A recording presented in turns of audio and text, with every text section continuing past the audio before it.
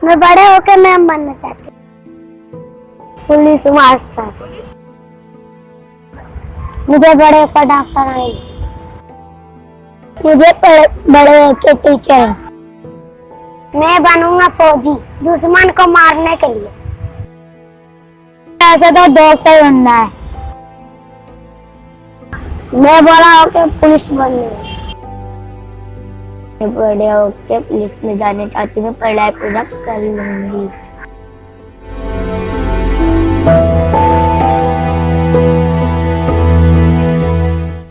एक सुनहरा एहसास है बचपन, जिंदगी का मीठा सा ख्वाब है बचपन, यादों से भरी बारात है बचपन, जो कभी वापस ना आए वो याद है बचपन। दिल्ली सिर्फ भारत की राजधानी ही नहीं बल्कि देश विदेश से आए पर्यटकों का आकर्षण का केंद्र है। indiaonline.com के आंकड़ों के अनुसार दिल्ली लगभग 2 करोड़ लोगों का घर और सपनों का शहर है। लेकिन इस शहर की चकाचौंध के पीछे एक कड़वा सच भी है। वो सच है उन बच्चों का जिनका बचपन शायद अब कभी वापस नहीं आ सकेगा। राजधानी के आसपास ऐसे कई चहल पहल वाले इलाके हैं जहां ये बच्चे किसी न किसी मजबूरी का शिकार हो गए हैं और इसी कारण अपना बचपन खो रहे हैं। अंग्रेजी दैनिक द हिंदू के अनुसार आज़ादी के 72 साल बाद भी लगभग 50,000 बच्चे ऐसे हैं जो किसी न किसी मजबूरी के कारण शिक्षा से वंचित हैं और सड़कों पर रहते हैं। rediff.com के आंकड़ों के अनुसार पूरे भारत में 10 लाख बच्चे ऐसे हैं जो सड़कों पर रहते हैं और शिक्षा से वंचित हैं। फरजाना एक 6 साल की बच्ची जिसका बचपन अभी खत्म भी नहीं हुआ, क्यों कलम बेचकर अपने सपनों से दूर जा रही है। कलम तो उसके हाथों में भी है और हमारे हाथों में भी, पर जिंदगी की ऐसी कौन सी मजबूरी है जिसके चलते 6 वर्ष की छोटी आयु में ही अपने सपनों को पीछे छोड़ बड़ी बेटी और बड़ी बहन होने का फर्ज निभा रही है। मेरा आदमी पैर से नहीं चल पाते हैं तो हम ही दौड़ के बच्चे लोग को खिलाते हैं। अब हम नहीं दौड़ेंगे तो हमारे बच्चे कहाँ से खाएंगे, किसके बल पे स्कूल छोड़ दें बच्चे को। और जाना हमारा सपना है बेटा, कुछ बनेगी तो हमारे लोग का तो फायदा होगा। अब ऐसा ही बेचेगी तो कहाँ से मिलेगा। अब उसको पढ़ाएंगे, थोड़ा बहुत पैसा हो जाएगा। तो अभी मुझको फिलहाल वैसा ही लग रहा है जैसे हमारी जिंदगी गुजर रही है और वैसे ही गुजर रहा जैसे हम लोग हैं। अपनी गरीबी हम किसको बताएं। दुख तो होता है गुड़िया, अब क्या करें। अपने बच्चे लोग का वैसे ही बेचती है सबके सामने तो दुख तो होता है। अब क्या करें, किसी की डांट सहना पड़ता है, किसी की गाली सहना पड़ता है, तो बेचना तो पड़ेगा पेट के लिए, रोटी के लिए। क्या चोरी नहीं कर रहे, डाका नहीं मार रहे, पेट के लिए बेच रहे। जिसका मर्जी हो ले रहे, जिसका मर्जी है नहीं। वैसे ही है, कोई काम में चोरी नहीं है, न डाका है, धंधा है, बिजनेस से अपना। और उसके बाद जब पैसा हो जाएगा तो हम लोग छोड़ देंगे। फरजाना की तरह ही ऐसे हजारों मासूम हैं जो जिंदगी की जद्दोजहद के आगे बेबस होकर अपना बचपन खोते चले जा रहे हैं और उम्र से पहले ही बड़े हो रहे हैं। ये बच्चे धूप, ठंड, बारिश, हर मौसम में मेट्रो स्टेशन, रेस्टोरेंट, सड़क के चौराहों के आगे कलम, फूल, गुब्बारे ही नहीं बल्कि उनके साथ साथ चंद पैसों के लिए अपनी खुशी का समझौता कर रहे हैं। क्या कभी आपका और हमारा मन किया कि सोचे कि भारत जैसे विकासशील देश में जहां जन्म से 14 वर्ष के बच्चों की संख्या भारत की जनसंख्या का लगभग 28.6% है, क्यों ऐसे देश में बच्चे शिक्षा से वंचित होकर इस उम्र में ये काम कर रहे हैं। जरा सोचिए, क्या ये बच्चे किसी पारिवारिक मजबूरी के कारण ये कार्य कर रहे हैं या कोई जबरदस्ती इनको इस धंधे में ढकेल कर अपना धन बटोर रहा है। मेरे घर में पैसा नहीं है स्कूल के लिए, मैं यही करती हूँ। घर में पैसे नहीं रहते, कोई कमाने वाला नहीं है। मम्मी पापा मर गए, मैं दालू नहीं देखूंगी तो मैं मेरे बाबू के लिए दूध दुकान से ले आऊंगी। मौसी कहती है जाओ थोड़ा बहुत घूम टहल लो तो बेच लो। मैं खाना खाने के लिए। पूरे दिन काम करके औसतन मात्र 200 से 300 रुपए प्रतिदिन कमा लेते हैं, जिसका एक बड़ा भाग अपने परिवार को दे देते हैं। इतना सब करने के बाद भी इनके हिस्से में सिर्फ अशिक्षा ही आती है। एक दिन में 200-300 कमा लेती हूँ। एक दिन में 200 कमा लेती हूँ।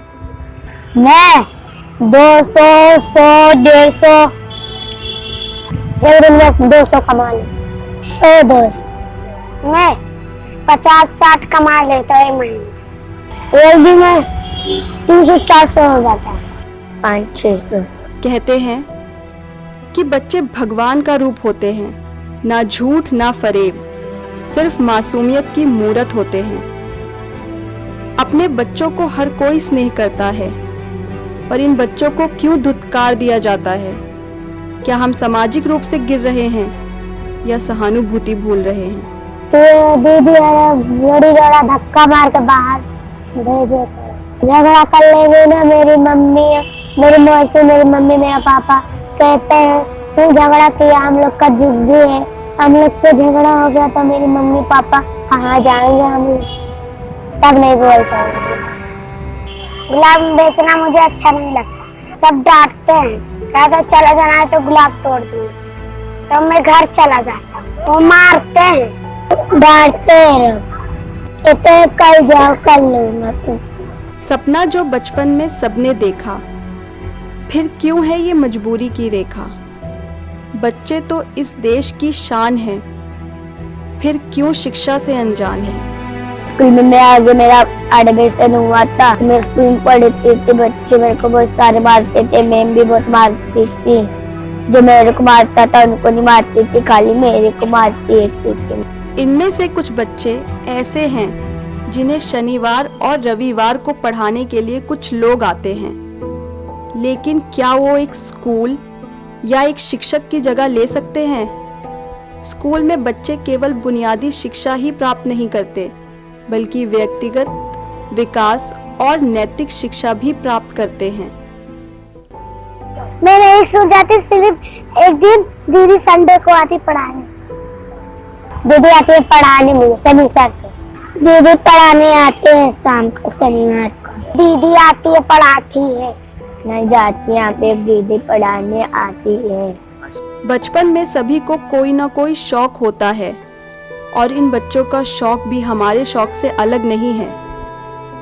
मेरे को स्कूल पसंद है और गाना पसंद है, नाचने पसंद है। नाचना और गाना, मुझे कलर करना अच्छा लगता है और ABCD बनाना अच्छा लगता है। मुझे पेंटिंग करना। कुछ ऐसे असंगठित स्कूल हैं जो बच्चों को मुफ्त शिक्षा प्रदान कर रहे हैं, ताकि वो बच्चे अपना बचपन ना खोकर अपने सपने दोबारा जी पाएं। हिंदी की वर्णमाला, अंग्रेजी के अल्फ़ाबेट्स और ग्रामर, गणित की कैलकुलेशन और टेबल्स सब इन स्कूलों में पढ़ाई जाती है। ये सिर्फ स्कूल ही नहीं, बल्कि उन बच्चों के लिए आशा की एक किरण है। सैकड़ों बच्चे इन स्कूलों के द्वारा अपनी पहचान वापस पा रहे हैं। कई स्कूल शनिवार और रविवार को उन बच्चों को शिक्षा प्रदान करते हैं जो उस शिक्षा से वंचित रह गए हैं। हमारे एनजीओ में कोई बच्चा आ सकता है, स्पेशली जो लोग स्लम्स वगैरह में हैं, जो कि डायरेक्टली स्कूल्स में नहीं जा पाते, या कहें कि अच्छे स्कूल्स में, जैसे हम लोग प्राइवेट स्कूल्स में पढ़ते हैं, तो अगर उनको उस टाइप के स्कूल्स का एक्सेस नहीं है या स्कूल्स के बाद ट्यूशन का एक्सेस नहीं है, तो हम उन लोगों को ज़्यादातर टारगेट करते हैं कि जो गैप स्कूल्स में रह जाता है वो कवर अप हो जाए, और जो लोग स्कूल नहीं जा पा रहे उनको स्कूल के लेवल की एटलीस्ट हम बेसिक प्रिपरेशन करा दें।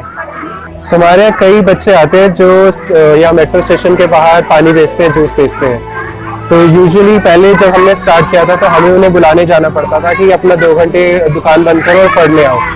तो पहले बहुत लालच देना पड़ता था, बट अब 5 साल बाद ये हो गया कि जितनी बाहर दुकानों में बच्चे बैठते हैं उनको पता है कि यहाँ पे टाइमिंग फिक्स्ड है, तो अपनी दुकान खुद बंद करके यहाँ पे आके पढ़ते हैं। सो उसका इफेक्ट ये है कि वो लोग डायरेक्टली स्कूल तो नहीं जा पाते, और बाहर जितना कमा रहे हैं, जो भी कमा रहे हैं, वो सस्टेनेबल नहीं है, वो टेम्परेरी है, वो एक लेवल तक ही आगे बढ़ सकते हैं। तो यहाँ पे आके हम उनको एक चांस दे रहे हैं कि वो आगे सीख सके, कि जहाँ है उससे एटलीस्ट थोड़ा बेटर वो कर सके आगे चल के। यहाँ पे उन्हें बहुत बेसिक चीजें तो मिल ही जाएंगी, जैसे कोई भी इवेंट होता है तो यहाँ पे उन्हें अभी क्लोथ ड्राइव हुई थी, फूड ड्राइव होती रहती है, तो उनके लेवल की तो बेसिक चीज उन्हें मिल ही जाएगी। तो हो सकता है वो एक बार को थोड़ी बेसिक नॉलेज गेन करके भी वो लोग कोई जॉब कर सकते हैं। तो हाँ, पेन वेन नहीं बेच सकते थे, लेकिन बेसिक नॉलेज, स्कूल की जो बेसिक नॉलेज होती है वो तो उन्हें मिल ही जाएगी, जिसके बाद वो कोई एलिजिबल हो जाएंगे कहीं भी कुछ काम करने के लिए। कहते हैं कि बच्चे समाज का दर्पण होते हैं, क्योंकि यही बच्चे कल बड़े होकर समाज का रूप बनेंगे। ये बच्चे देश के विकास के फल से वंचित रहकर क्या ही देश का भविष्य निर्धारित करेंगे, जिनका भविष्य खुद अंधकार में है। जिंदगी में इतनी कठिनाइयों के बावजूद छोटी छोटी चीजों में अपनी खुशियां समेट लेते हैं, लेकिन इनकी दुर्दशा का जिम्मेदार कौन है? फैसला हमें खुद करना पड़ेगा।